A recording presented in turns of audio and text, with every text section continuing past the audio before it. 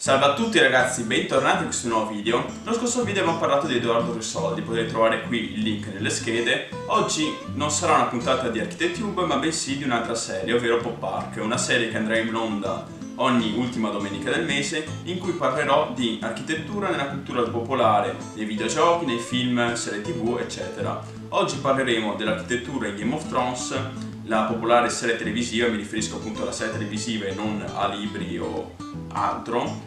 Quindi vado alle ciance e iniziamo subito col video. Partendo da nord troviamo Grande Inverno.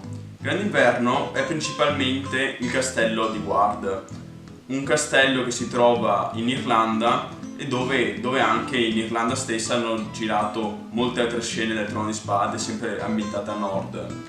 Principalmente quando ci sono delle riprese che sono al nord di Westeros ma non al di là della barriera, principalmente sono sempre girate in Irlanda.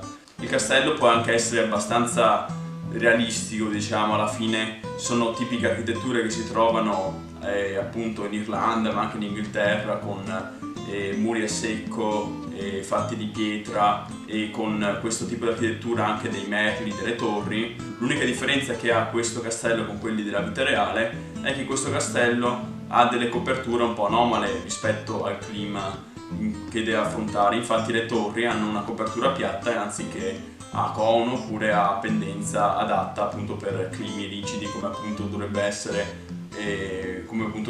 quello del nord. Andando più a sud si trova Nido dell'Aquila. Nido dell'Aquila, a differenza di Grande Inverno, non ha un vero set, ma è stato tutto girato in computer grafica oppure in studio, e se dobbiamo proprio cercare delle origini e delle similitudini con la vita reale, con il palazzo, perché più che una fortezza è un palazzo di Nido dell'Aquila, è molto simile alla Basilica di Santa Sofia che si trova a Istanbul. Infatti sono simili appunto le coperture, le cupole e anche molti altri sistemi anche di contrafforti eccetera. Passando alle tali dei fiumi abbiamo River Run, ovvero delta delle acque. Di questo castello esistono alcune parti anche nella vita reale che si possono vedere nel castello di Gosford. Inoltre la sua concezione è abbastanza tipica per un castello, infatti in Europa di castelli con fossati ne è pieno. Stando sempre nei tali dei fiumi si trova Harrenhal, ovvero il castello abbandonato. Questo castello, anche se è stato ricostruito in studio eccetera, si può comunque trovare una similitudine col castello di Caffili, sempre in Inghilterra, con appunto mura diroccate, che è anche molto grande. Poi passando a Dragonstone, ovvero Rocce del Drago.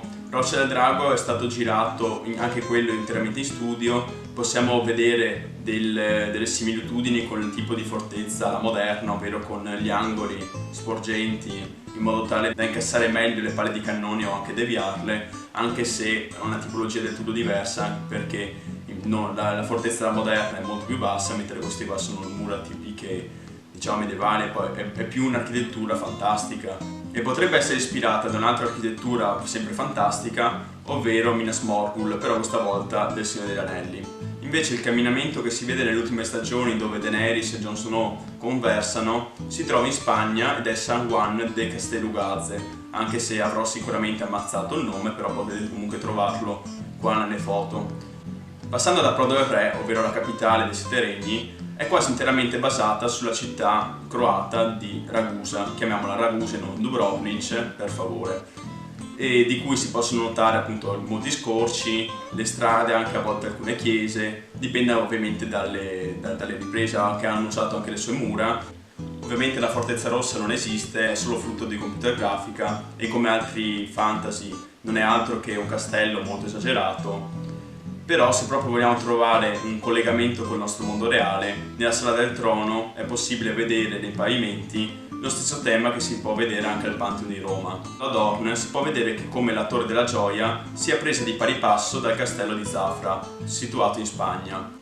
Ora passiamo invece a Essos, ovvero il continente a est, parlando appunto di Bravos. Bravos è palesemente ispirata a Venezia, anche se i suoi edifici, i suoi scorci, le sue vie sono presi dalla città di Spalato, dove ci sono state appunto le riprese di questa città fittizia di Bravos. Mentre Titano di Bravos, che sorveglia il porto, quello è ispirato alla statua che c'era a Rodi, ovvero il Colosso di Rodi, che era anche una delle 7 meraviglie del mondo antico, che però è andato perduto in un terremoto. Parlando sempre di Essos possiamo trovare Meereen.